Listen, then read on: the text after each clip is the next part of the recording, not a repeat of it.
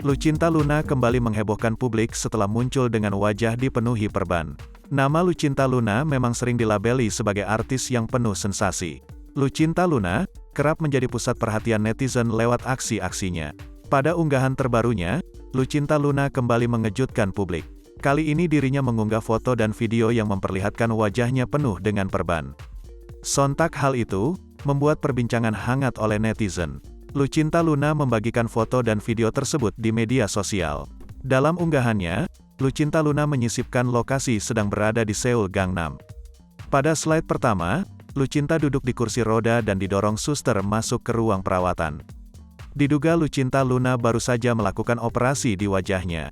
Selamat tinggal, LUCINTA LUNA, tulis Lucinta Luna menggunakan bahasa Inggris.